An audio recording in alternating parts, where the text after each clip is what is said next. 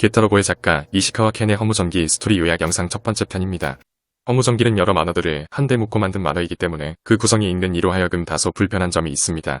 그래서 저는 시청자들이 보다 쉽게 이해를 하게끔 각 주인공들의 행적을 중심으로 영상을 만들기로 했습니다. 허무전기의 주인공들 중에는 미르광, 호공왕, 폭렬왕, 사교왕 등이 있는데요. 맨 처음 소개할 주인공은 오천광년의 호랑이의 주인공 호공왕입니다. 오천광년의 호랑이는 허무전기 시리즈 중 가장 이른 시점인 1982년에 그려진 SF 만화입니다. 이 만화의 특징 중 하나는 주인공의 이름이 맨 마지막에서야 나온다는 것인데요. 그 이유는 작가 이시카와 켄이 주인공의 이름을 쓰는 걸 까먹어서입니다. 하지만 분명 극적 효과는 있기에 이 영상에서도 만화의 감성을 살려 최후반부 전까지 주인공을 남자라고 지칭했습니다. 참고로 1989년 신판이 발매되며 허무전기 시리즈에 편입된 후에 대대적인 가필 작업이 이루어지면서 작가의 초기 그림체와 후기 그림체가 섞인 게 특징입니다. 쉬운 예로 제타건담 극장판처럼 구식 그림체와 신식 그림체가 섞인 것입니다.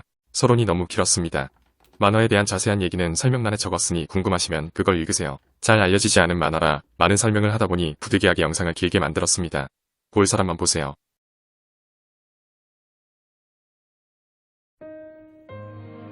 한 남자의 머리가 수조 안에 있습니다. 분명 머리가 잘려있는데도 그 부릅뜬 눈빛은 마치 살아있는 것만 같습니다. 이 남자가 바로 이 만화의 주인공. 그리고 사실 그는 죽지 않았습니다. 누군가에게 팔, 다리, 몸통이 잘려 수조 안에 담겼고 살아있는 채로 그 연구소 안 수조에서 영원한 시간을 보내야 하는 끔찍한 고문을 받고 있는 것입니다. 남자가 눈을 뜰 때마다 봐야 하는 광경은 무참히 살해당한 가족들의 시신입니다. 가슴이 도련해진 어머니와 눈알이 뽑힌 남동생.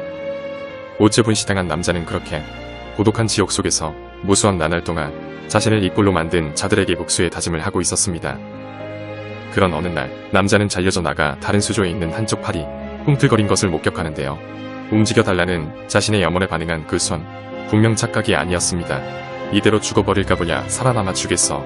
눈앞에서 가족이 죽고 온 몸이 토막나 수조에 담긴 이 남자에게 대체 어떤 사연이 있던 것일까요?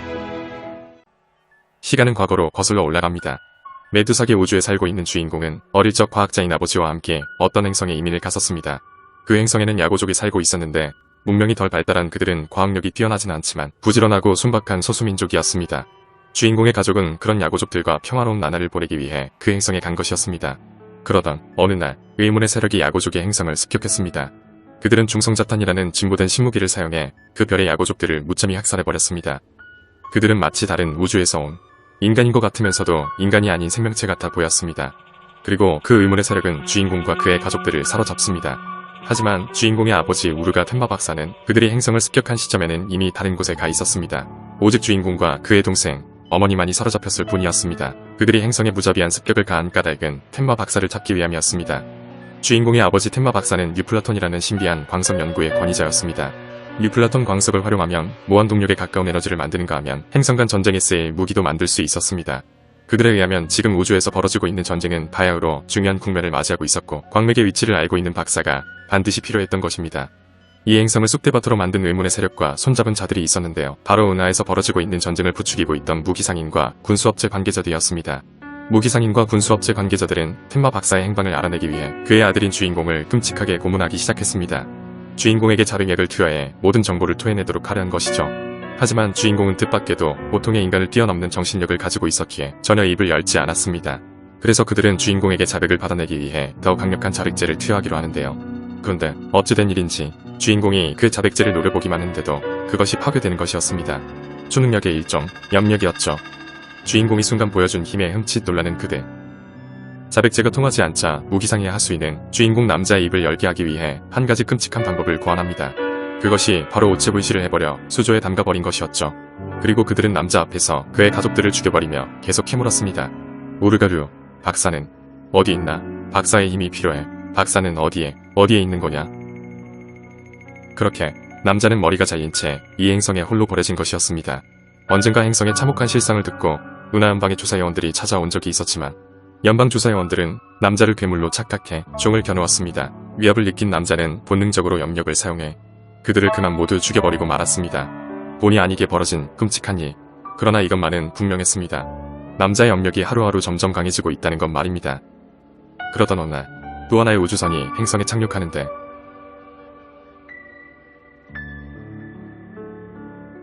그 우주선에 타고 있던 이는 다름 아닌 남자를 고문했던 무기상인의 하수인이었습니다. 그는 수조 안에 갇힌 남자를 황금알을 낳는 거위라고 생각하고 있었습니다. 오랜 시간 동안 그 수조 안에서 고독지옥을 맛본 그가 뉴플라톤 광맥의 소지지를 자백하기 만한다면 그들에게 뉴플라톤을 팔아 짭짤할 수익을 얻을 수 있었기 때문입니다. 놈은 같이 대동하는 여자 3명에게도 황금을 나눠주겠다고 호언장담을 하며 자신이 만든 그 지옥의 현장에 다시 갑니다. 그렇게 드디어 그놈과 다시 마주하게 된 남자는 씹어먹어도 시원찮을 그놈을 보며 생각했습니다. 한참을 기다렸는데 드디어 이날이 왔다. 이 물속에서 내가 오는 것만을 기다리고 있었다. 순간 수조 밖으로 튀어나오는 남자의 몸. 남자의 염동력이 발동하기 시작한 것이었습니다. 남자는 옆에 있는 사이보그 팔도 자신의 능력으로 움직이게 하더니 그것으로 놈과 같이 온 여자의 머리통을 부숴버립니다. 눈앞에서 벌어지는 믿지 못할 광경에 기절초풍을 하는 악당. 무기상인 하수인은 급한 대로 자신의 호위로봇에게 남자와 싸우라 명령합니다. 호위로봇이 남자에게 빔 공격을 가하자 큰 폭발이 일어나고 얼마 뒤 폭발의 먼지가 가시고 난 그 자리에서 남자는 어느새 자신의 몸통을 스스로 봉합한 상태였습니다. 로봇이 육탄전을 걸어오지만 초능력을 사용해 호위로봇을 가볍게 제압하는 주인공. 인고의 세월을 기다려 자신의 몸을 토막낸 놈에게 드디어 복수를 한 남자. 수수께끼의 힘이 발현돼 다시 자신의 몸을 찾은 남자는 이제 복수의 화신이 돼 있었습니다. 그리고 그에겐 아직 세상 끝까지 쫓아가 죽여버리고 싶은 자들이 더 남아 있었습니다.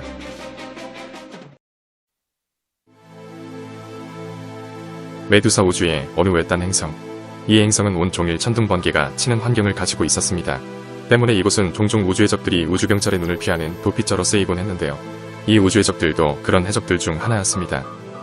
그러던 그때 이 해적들이 행성으로 오고 있는 한 비행물체를 발견합니다. 우주경찰이 천둥번개를 뚫고 행성에 쳐들어온 것일까요? 하지만 역시 내의 파괴되고야 마는 비행선. 그런데 비행선도 파괴되는 저 내우 속에서 날아오는 한 사람이 있었습니다. 바로 그 남자였습니다.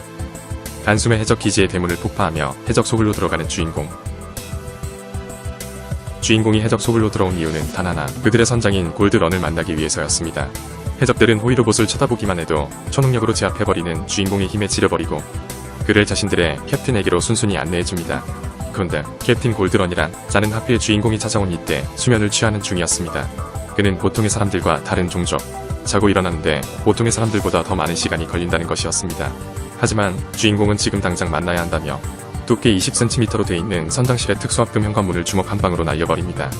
그렇게 선장실에 들어온 남자는 수면 캡슐이 놓여있는 것을 보게 됩니다. 저 안에 캡틴 골드런이 있을 터였습니다. 하지만 캡슐을 열고 나타난 이는 다름 아닌 작은 체구의 한 여성. 그녀는 골드런의 행방을 묻는 남자를 초능력으로 공중에 띄워버립니다. 사실 그녀가 바로 해적들의 선장인 골드런이었던 것입니다. 그녀의 등에는 날개가 한 쌍 있었습니다. 비록 겉모습은 어린 여자 같아 보여도 보통의 인간과는 다른 종족인 게 틀림없었습니다. 그러나 골드런보다 더 우월한 영동력을 지닌 남자는 금세 골드런을 약으로 제압한 뒤 이곳의 목적에 대해 말하기 시작합니다. 자신이 가져온 뉴플라톤 광석을 보여주며 말이지요. 기지를 반영 구적으로 가동시키고 핵반응을 일으키면 별 하나를 통째로 날려버릴 수 있는 환상의 광석이라 불리는 그것. 남자는 골드런에게 이것을 주겠다고 말합니다. 이것만 활용하면 우주경찰 따위는 신경 쓰지 않아도 된다고 말하면서 말이죠. 조건에 따라서는 광맥 그 자체가 있는 곳을 알려주겠다는 남자. 그 대가로 그는 골드런에게 한 가지 부탁을 했습니다. 매드윙 성운이라는 곳으로의 길 안내를 말이죠. 하지만 그 부탁을 들은 골드런은 남자가 미쳤다고 생각했습니다. 매드윙 성운은 지옥의 우주. 그곳에는 상상도 못할 생명체들이 살고 있었기 때문입니다. 골드런은 그 정신나간 부탁을 거절하고 자신의 진정한 힘을 발휘해 그를 제압하려 했습니다. 하지만 남자는 골드런의 빛을 내려 튕겨냅니다. 남자가 말했습니다. 나는 내 힘으로 내 몸을 봉합해 스스로 살아난 남자. 이 세상 그 누구도 내 정신을 지배할 수 없다. 골드런은 믿기지가 않았습니다. 자신의 일족이 지닌 힘 앞에서 어떤 생물이라도 모두 고개를 숙이고 무릎을 꿇을 수밖에 없는 게 정상이거든. 남자에겐 전혀 통하지 않았던 것이죠. 전해져 내려오는 이야기에 따르면 지금까지 그녀의 선대 일족을 제압했던 자들은 오직 매드윙의 생물들밖에 없었습니다. 그때 골드런은 생각했습니다. 이 남자도 어쩌면 매드윙 우주의 생물이라고. 당신과 내가 그 우주에 간다면 재미있는 일이 많이 생기겠네요. 결국 골드런은 남자의 제안을 받아들이고 그 남자의 복수의 여행에 동참하게 됩니다. 메두사 우주의 어딘가 무기수송선이 항해를 하고 있습니다. 이 무기수송선이 바로 남자와 골드런 일행이 습격하기로 한 첫 번째 타겟. 왜냐하면 이 수송선은 남자를 고문했던 철천지원수 무기상인 클레온의 것이었기 때문입니다. 클레온도 필시 이 수송선에 타고 있을 터. 남자는 단신으로 그의 수송선으로 쳐들어갑니다. 갑자기 벌어진 영무 모를 습격에 수송선의 병력들이 수습하기 위해 나서보지만 남자의 초에스퍼 능력의 머리가 터지고 뇌수가 공중에 흩날리며 속수무책으로 당할 뿐이었습니다. 수송선 아래 비릿한 피냄새가 진동하는 가운데 남자는 클레온이 있는 방까지 갑니다. 참으로 오래간만에 만난 두 사람. 무기상인 클레온은 처음엔 그를 못 알아봤습니다. 그 남자를 그저 초능력을 쓰는 사이보그 습격자 정도로만 생각했겠죠. 폭력의 피해자는 영원히 기억에 남지만 가해자는 금방 잊어버리기 마련이니까요. 남자가 봉합한 자신의 몸을 보여주자 그제서야 자신의 눈앞에 있는 이 사내가 몇 년 전 자신이 고문했던 소년임을 알아보는 무기상인 클레온. 남자는 일단 시범 삼아 클레온의 여자 모가지를 가볍게 비틀어줍니다. 그것을 보고 공포에 질린 클레온은 남자에게 살려달라고 애원하는데 하지만 주인공은 당연히 녀석을 용서할 수 없었습니다. 죄 없는 어머니와 동생 그리고 야구족들이 당한 만큼 놈에게 고통을 돌려줬어야 했습니다. 결국 클레온은 남자의 연복력에 몸이 터지면서 살과 뼈가 분리되고 내장이 쏟아지며 죽습니다. 이때 남자를 비행선에서 기다리고 있는 부하 해적들은 그가 아무리 초에스퍼 능력을 가졌다 해도 그런 대형 수송함을 혼자서 처리하기란 무리라고 생각하고 있었습니다. 하지만 골드런은 그 남자를 전혀 걱정하지 않았습니다. 그가 당할 리 없잖아. 그가 진심이면 저 배 전체를 날릴 수 있다. 비록 그가 아직 자신의 힘을 깨닫지 못했지만 난 알 수 있었지. 내 능력을 쓴 순간 나의 뇌리를 스쳐갔거든. 그는 저쪽 우주의 인간. 저쪽 인간들은 경우에 따라서는 블랙홀을 만들어 내기도 해. 일광견 앞의 공간을 비틀어 낼 수도 있지. 항성을 날려버리는 녀석들이야. 놈은 완전한 에스퍼다. 이때 어딘가에서 강력한 자기 폭풍이 일어나며 남자가 습격한 수송선 주변 공간이 비뚤어지기 시작합니다. 강력한 자기장이 뿜어져 나오는 원천지에는 한 정체불명의 사내가 있었습니다. 골드런의 비행선과 주인공이 있는 수송선은 블랙홀과도 같은 자기 폭풍에 의해 그 수수께끼의 사내가 있는 곳으로 빨려 들어갑니다. 그들이 자기장에 이끌린 곳은 실로 일대 장관이었습니다. 셀 수도 없을 정도로 많은 우주선의 잔해가 겹겹이 쌓여 있었기 때문이죠. 이른바 우주무덤이었습니다. 곧 주인공 일행들은 그 우주선 잔해 속에 서 있는 한 사이보그 남자를 발견하게 됩니다. 바로 이자가 우주무덤을 만든 장본이니까. 남자는 그 사이보그 로봇에게 대체 정체가 무엇이냐고 물었지만 사이보그는 나는 너희들에게 관심이 없고 오직 머신만을 원한다는 의미심장한 말을 내뱉을 뿐이었습니다. 놈은 계속 말했습니다. 최상의 무기를 제조한다. 가장 빠른 속도를 만들어낸다. 우주 최강의 파괴력을 지닌 우주선을 만들어낼 뿐. 골드런은 놈의 말을 듣고 그제야 이해했습니다. 저놈은 이 주변을 지나가는 우주선을 여기까지 끌어당겨 산산조각으로 해체하고 그 부품으로 자신만의 우주선을 만들고 있었다는 것을. 그가 이곳으로 흘러온 지 대체 얼마나 지났을까? 같은 일을 몇 번이나 반복했을까? 이 우주의 무덤은. 사이보그는 계속해서 알 수 없는 말을 했습니다. 나는 이 일을 빨리 마치고 가서 싸워야 한다. 곧이어 우주무덤 잔해 속에서 한 우주선이 나타났습니다. 그것은 겉보기에는 여러 부품들을 갖다 붙인 잡동사니 우주선처럼 보였습니다. 그런 우주선은 주인공에게 냈다 에너지포를 쏘기 시작하는데 그 에너지포는 우주무덤의 잔해들을 사방으로 날려버릴 정도로 상당한 파괴력을 지녔던 것이었습니다. 그리고 사실 그것은 단순한 에너지포가 아닌 에너지 지향에 맞춰서 아공간을 만들어내는 아공간포였습니다. 주인공과 골드런 일행은 간발의 차이로 아공간포를 피합니다. 사이보그는 아공간포의 파동 틈새를 뚫은 남자의 능력에 놀랍니다. 놀란 것은 골드런 일행도 마찬가지였습니다. 겉보기에는 누더기 같던 우주선이 의외의 파괴력을 가지고 있었으니까요. 그리고 그 아공간포에 맞았다면 수만 광년이나 날아가 버렸을지도 모르는 일이었습니다. 그리고 어쩌면 그 공간은 다른 우주와 연결될지도. 주인공은 그 가공할 위력의 우주선을 멈추려면 그것을 조종하는 사이보그를 먼저 처치하는 게 급선무라고 판단합니다. 사이보그를 제압한 주인공이었지만 사이보그가 사용한 염력에 의해 우주복이 고장나버리는 주인공. 남자는 마지막 힘을 쥐어짜내 사이보그의 몸을 터뜨리지만 우주복 헬멧이 파손된 탓에 우주 진공에 그대로 노출돼 버리고 맙니다. 제 아무리 그라도 압력의 차이 때문에 눈알과 내장이 다 튀어나올 위험이 있었죠. 그때 정신을 잃은 주인공에게 어떤 로봇팔이 빠른 속도로 다가왔는데요. 그 로봇팔은 다름 아닌 그 우주선에서 나온 것이었습니다. 그것을 본 골드런은 저 우주선 안쪽에 이 우주무덤을 만든 본체가 있다고 짐작합니다. 남자는 결국 로봇팔에 의해 우주선 안으로 끌려갑니다. 이에 골드런은 로봇팔에 끌려가는 남자를 따라 우주선 안에 가까스로 들어가는데 성공합니다. 우주선 안으로 끌려온 남자는 여전히 의식이 없었습니다. 하지만 골드런은 저 남자는 소행성을 날려버릴 잠재력이 있다며 이딴 일로 죽지 않는다고 장담을 했죠. 이때 우주선의 통제실로 보이는 곳에 문이 열리고 그곳에서 한 노인이 나타납니다. 그곳에는 거대한 뇌가 있었는데 이 로봇와 이 노인이 그 아공간포를 쏘는 이 무시무시한 우주선을 통제하고 있는 게 틀림없었습니다. 그는 의식을 잃은 남자에게 말했습니다. 전사여, 너야말로 나의 전함에 가장 어울리는 자. 나와 전장에서 함께 싸우자. 긴 시간 속에서 줄곧 기다렸다. 너같이 강력한 전사를. 노인은 자신이 이 우주선을 가지고 싸워야 할 전장은 더 이상의 여유가 없다며 다시 함선의 통제실 안으로 사라집니다. 다시 가동하기 시작하는 우주선. 얼마 안가 우주선은 차원을 초월한 속도로 움직입니다. 골드런과 부하들은 이에 속수무책일 수밖에 없었습니다. 이 사태를 멈추자는 오직 남자뿐. 골드런은 자신이 가진 특수능력으로 남자의 내면 속 우주로 들어가 그의 능력을 이끌어 내기로 합니다. 차원을 초월한 속도로 이동하고 있는 우주선을 멈추기 위해 골드런은 이제 그의 내면 속 깊이 들어가야 하고 남자는 그녀를 거부해서는 안 됩니다. 만약 당신이 매드윙의 생물이라면 너에게서 우리 에덴 우주를 멸망시킨 능력의 실마리가 있을 거야. 그런 초능력이. 골드런은 그렇게 남자의 심연 속으로 들어갔습니다. 그곳에서 그녀가 보게 되는 남자가 간직한 기억의 편인데 남자가 마음속 깊이 간직하고 있던 그 기억들은 너무나 끔찍하기 짝이 없었습니다. 골드런은 남자의 마음속에 많은 부분을 차지하고 있는 그 끔찍한 기억에 진저리를 치고 마는데요. 얼마 뒤 남자의 마음속에서 큰 부분을 차지하고 있던 그 기억 너머의 세계가 골드런에게 펼쳐지게 됩니다. 남자의 진정한 심연 속 우주는 이 앞의 것과는 전혀 달랐습니다. 빛에 쌓여있는 그 우주는 모든 사람들로 하여금 강대한 에너지를 품게 해줄 것만 같았습니다. 이것이 바로 그 남자의 힘의 근원이었던 것입니다. 골드런은 예상을 초월한 에너지 감각이기에 만약 저곳에 들어간다면 두 번 다시 나올 수 없을지도 모른다는 예측을 합니다. 그럼에도 그녀는 자신의 운명을 걸고 결국 그곳에 들어가기로 합니다. 곧 그 공간에서 골드런은 상상도 하지 못할 것을 보게 되는데 우주 공간, 저 멀리 빛나는 별들 가운데 선명히 보이는 거대한 섬광, 믿을 수 없는 속도로 빠르게 움직이는 그 빛 속에는 셀 수도 없을 만큼 엄청난 수의 군단이 무언가를 향해 돌진하고 있는 것이었습니다. 그 대군이 향하고 있는 곳에서는 무언가 거대한 것이 깨어나고 있었습니다.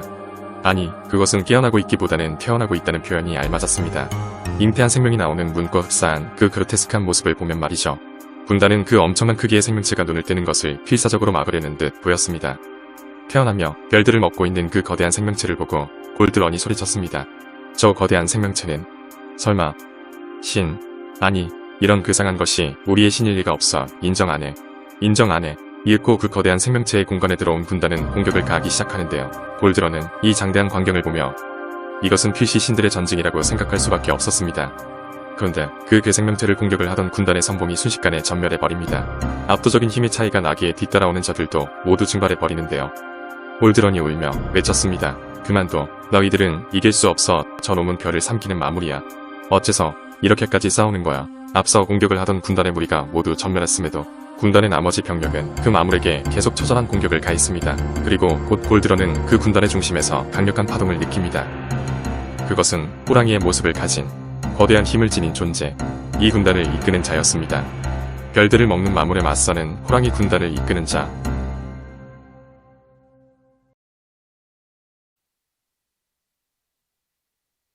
남자의 힘의 근원을 본 골드런. 그녀는 남자가 자신의 진정한 힘을 깨닫고 호랑이로 깨어나길 바랐습니다. 하지만 그녀는 자신이 염려했던 대로 그 심연에서 빠져나오지 못해 결국 의식을 잃고 마는데요. 그런 골드런의 희생이 있었기에 남자는 마침내 의식을 되찾고 깨어납니다. 남자는 우주선이 아공간 속에서 수많은 차원을 이동하고 있는 것을 보고 자신의 힘으로 그 끝도 보이지 않을 것 같은 우주선의 항해를 멈추기로 합니다. 아공간에서 비행하고 있는 우주선 앞에 다른 차원으로 가는 워프 공간을 만든 것입니다. 남자가 다른 차원의 문을 열어 우주선의 항로를 틀려고 하자 의문의 노인이 다시 나타났습니다. 이에 남자는 자신의 압력으로 그 노인을 순식간에 제압해버립니다. 이제 이 우주선은 오직 남자의 의지로 조종되기 시작합니다. 그리고 그 우주선이 워프 게이트로 통해 향한 곳은 군수공장 행성 리바이스라는 곳. 바로 이곳이 남자에게 자백제를 투여하며 고문했던 그 군수공장 사장놈의 본거지였습니다. 남자는 자신의 원수가 있는 이곳으로 오겠다는 일념만으로 우주선과 함께 차원을 넘어온 것입니다.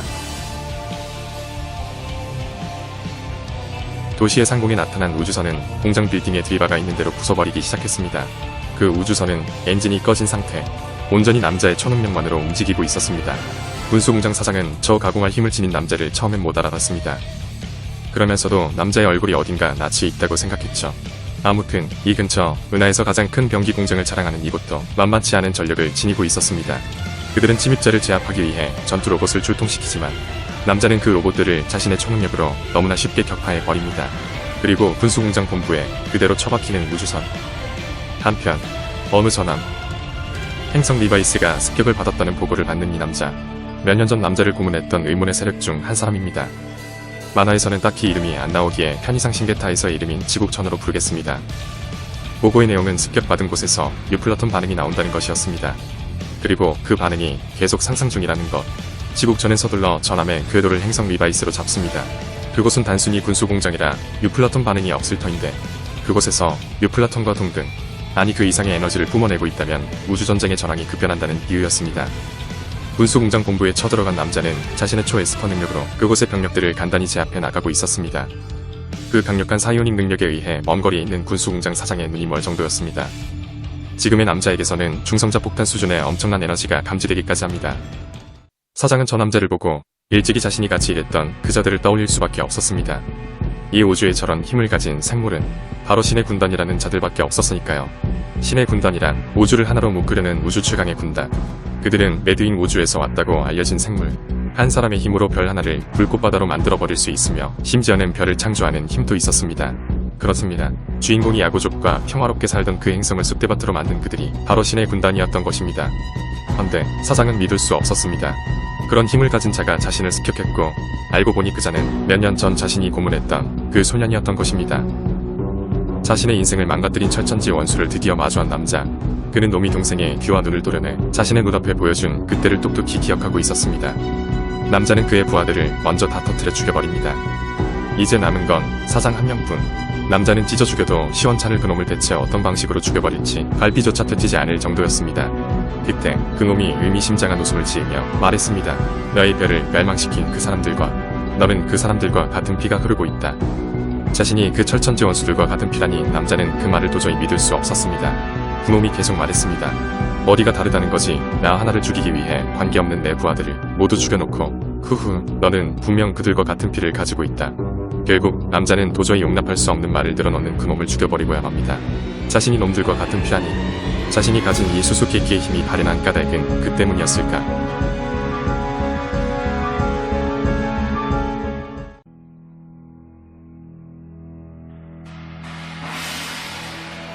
이때 규격 이상의 뉴플라톤 반응이 리바이스의 행성에서 나옴을 감지한 지국천은 그곳으로 자신의 전함을 텔레포트했습니다.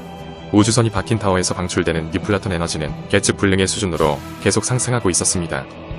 지국천은 그것을 뉴플라톤과는 다른 의지일 것이라고 보았습니다. 그는 그 위협적인 에너지의 근원을 살펴보기 위해 단신으로 대기권을 뚫고 행성으로 내려갔습니다. 그가 생각하기에 그것은 찌르는 듯한 압박감의 분노에 찬 에너지에 가까웠던 것입니다. 그 예상은 맞아 떨어졌습니다. 무너진 타워를 부수고 남자가 등장했기 때문이죠. 마침내 지국천과 1대1로 마주하게 된 남자. 지국천은 남자가 단기간에 이 정도의 능력을 갖춘 것을 놀랍니다. 그러면서도 그는 남자가 자백제를 초능력으로 부서뜨렸을 때 이미 그의 잠재 능력을 간파했었다고 말합니다. 원수에겐 말보단 주먹이 먼저일 뿐 남자가 성공을 가합니다. 보통의 인간을 초월한 힘을 가지고 있는 자들이기에 서로 주먹만 맞대도 커다란 폭발이 일어날 정도의 싸움. 지국천과 남자는 서로 날아다니며 이 건물 저 건물 부셔대며 싸우지만 아직 힘이 완전히 각성하지 못한 남자는 지국천을 완전히 제압하기엔 무리였습니다. 한편 그 둘의 싸움이 계속되는 가운데 홀드런은 여전히 의식을 찾지 못하고 있었습니다. 어쩌면 그녀의 도움이 다시 필요할 순간일지도 모르는데 말이죠. 남자는 기공탄을 생성해 지국천에게 날려보지만 지국천은 한 손으로 그 에너지를 손쉽게 흡수해버렸습니다. 그러고는 남자에게 충격적인 사실을 털어놓는데요. 바로 자신이 남자의 형이라는 것입니다. 흡수한 기공탄을 들여 남자에게 되돌려주는 지국천. 남자는 그 공격에 사이보고 팔을 잃어버렸습니다. 남자를 제압한 지국천은 둘 사이의 피에 얽힌 진실에 대해 계속 말했습니다. 사실 끔찍하게 고문했던 것은 너의 능력을 끌어내기 위함이었다고. 남자는 그의 말을 당연히 믿을 수 없었습니다. 형이라는 작자가 엄마와 동생을 죽이고 내 몸을 산산조각 낸다고. 이때 올드런은 가까스로 의식을 회복해 깨어났습니다. 그녀는 자신의 부하들에게 남자가 위기에 처했다는 말을 듣습니다. 지국천은 남자가 자신의 말을 헛소리로 치부함에도 계속 말을 이어갔습니다. 너의 힘이 얼마나 대단한지 깨닫거라. 그 힘을 가진 자야말로 매드윙의 전사라는 증거다. 그 대단한 힘을 깨닫고 나와 함께 메두사 우주의 질서를 지키기 위해 함께 싸우자. 바로 그때 남자의 머릿속으로 골드런의 선명한 목소리가 들려왔습니다. 속으면 안 돼. 골드런이 남자에게 다가와 말했습니다. 너는 저런 괴물과 같지 않아. 나는 보았어. 당신의 능력을 끌어내기 위해 당신의 마음속으로 들어갔었어. 거기서 나는 엄청난 것을 봤어. 당신이 싸울 진정한 적을 보여줄게. 날 받아줘. 그렇게 골드런은 다시 한번 남자의 마음속으로 들어가 그에게 이 우주를 위협하는 진정한 존재를 보여주었습니다. 이것이 당신이 싸워야 할 진정한 적, 나그스. 우리의 에덴, 우주를 먹어치운 마물. 놈들은 이것을 신이라 불렀어. 신은 오랜 시간을 들여 성장하고 머지않아 온 우주를 먹어치울 거야. 역사에는 일찍이 많은 전사들이 나그스에게 도전했지만 결국 모두 사라져버렸어. 당신은 나그스와 싸우기 위해 태어난 몸. 나는 당신 안에 잠든 거대한 초시를 봤어. 그것은 호랑이의 모습을 하고 있었어. 올드런이 보여준 비전으로 자신의 진정한 적의 존재를 알게 된 남자. 마침내 자신 안에 잠든 초신의 힘을 해방합니다. 지국천은 남자에게 달려들어 공격을 하고 각성한 남자는 그의 공격을 팔도 뻗지 않고 막아냅니다. 그러고는 자신을 공격하기 위해 뻗은 지국천의 팔을 때려 흡수해버립니다. 남자의 왼팔이 되는 흡수된 지국천의 팔. 지국천은 이 남자를 살려둔다면 신의 군단에 큰 위협이 될 거라 판단하고 자신이 소멸하더라도 이쪽으로 한 포를 쏘라고 부하들에게 명령합니다. 결국 우주에서 발사되는 한 포. 그 위력은 도시를 날리고도 남는 정도였습니다. 그런데 어째서인지 포격 지점에서 고출력의 에너지가 계속 상승하고 있는 것이었습니다. 이윽고 전함 앞에 그 위용을 드러낸 호랑이의 형상을 한 고에너지. 그 호랑이의 형상은 신의 군단 전함을 삼켜버리고 우주로 치솟았습니다.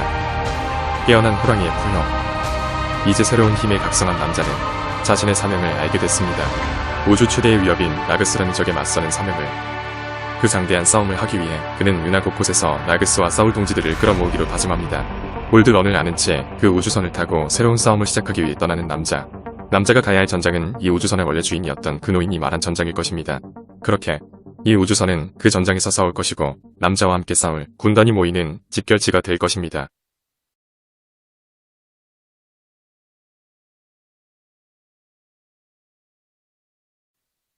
우주 어딘가에 있는 행성 라그라. 신의 군단은 이 행성에도 침략의 손길을 뻗고 있었습니다. 행성 라그라의 군대는 관중력함을 보유하고 있을 정도로 높은 기술력을 가진 군대였지만 신의 군단에게 큰 고전을 하고 있었습니다. 그것도 단 2명의 전사에게 말입니다. 그중 한 명은 중력을 조종하는 능력을 지니고 있었는데 그 힘으로 혼자서 행성 전체를 진동시키는 큰 지진을 일으켰고 그 공격으로 인해 라그라의 주전력인 반중력함들이 모두 무력화됐습니다. 나머지 한 명은 모든 것을 무자비하게 태워버리는 능력을 지닌 자였습니다. 그는 우주공간에서 행성으로 단독으로 떨어지고는 라그라의 군대를 순식간에 다 불태워버렸습니다. 결국 행성 라그라의 군대는 단 몇 분 만에 이들에게 전멸당해버리고 맙니다. 이런 압도적인 신의 군단의 공격에 운 좋게도 살아남은 미키와 유마라는 소년병들이 있었습니다.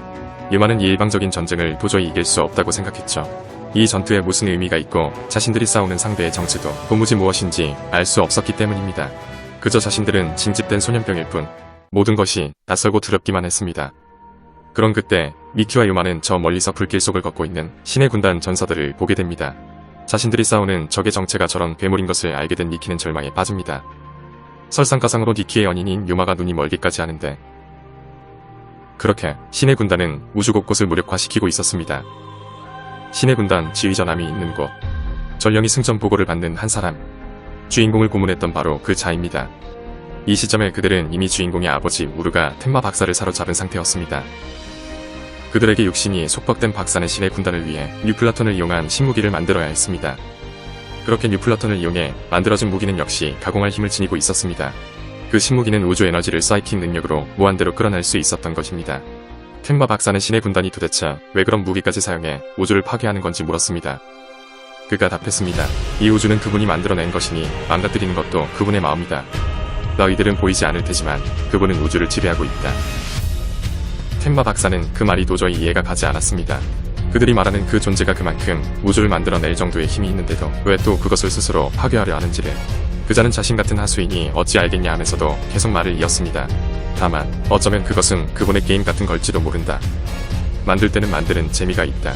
파괴할 때는 또 파괴할 때만의 재미가 있다. 그분에게 이 우주는 그저 블록 같은 장난감일 뿐이야.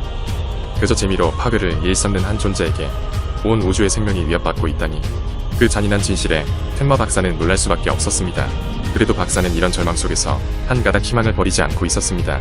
바로 자신의 아들이 아직 살아있을 수도 있다는 것 말입니다.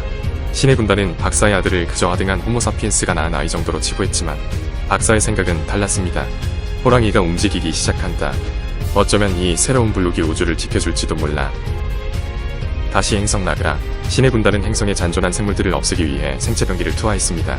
그 생체병기는 인간의 몸속을 파고들어 무한증식하는 도그라. 도그라에게 그나마 남아있던 라그라의 생존자들은 하나둘씩 처참하게 죽어갔습니다. 니키와 유마도 어떻게든 살아남기 위해 몸을 피하고 있었지만 결국 니키와 유마의 앞에도 나타나는 괴물들. 니키는 그 괴물에게 소총으로 저항해보지만 공격이 통하지 않았고 결국 그의 연인 유마가 자신의 눈앞에서 괴물에게 죽고 맙니다. 눈물을 흘리며 최후의 저항을 해보는 니키. 이때 베즈가 요동을 치기 시작하는데요. 라그라 행성이 침략에 의해 붕괴하려 하고 있었습니다. 그런데 니키는 그 행성의 붕괴에 휘말리지 않고 어떤 힘에 의해 어딘가로 끌려가는 것이었습니다. 그 성역의 유일한 생존자인 니키는 별들이 파괴되고 우주가 사라져가는 가운데 약 광년이나 떨어져 있을지도 모르는 곳으로 가버리는데 그렇게 니키가 도착한 곳은 생전 처음 보는 생명체들이 모여있는 곳이었습니다. 그들은 마치 다른 우주나 별에서 모인 듯 각양각색의 모습을 하고 있었습니다. 이게 꿈인지 생시인지 실감이 나지 않는 니키에게 그곳에 있는 사람들이 상황을 설명해 주었습니다. 이곳이 바로 신의 군단에게서 살아남은 무리들이 실려온 폐잔병들의 방이라는 것입니다. 니키를 포함해 여기 있는 모든 사람들은 누군가에 의해 텔레포트로 끌려온 것이었죠. 니키는 그 말을 듣고 혹시 유마도 끌려왔을지도 모른다는 생각에 그녀를 찾아보지만 이 방 어디에서도 보이지 않았습니다. 그런 그때 니키를 텔레포트로 데려온 자가 나타나는데요. 바로 그 남자, 주인공입니다. 그녀의 이름 유감이다. 아무리 날아도 몇 광년이나 떨어진 물체를 한 번에 두 개나 운반하는 재주는 없거든. 니키가 본 그 남자의 눈동자는 불타는 야수였습니다. 그런 그가 이 우주선에 끌어모은 자들은 모두 자신이 살던 별과 사랑하는 자들을 잃은 폐잔병들. 그것은 방금 끌려온 니키도 또 그들을 끌고 온 남자 자신도 마찬가지였습니다. 내 가족과 친구를 살해당하고 가만히 있을 수 없는 녀석만 따라와라.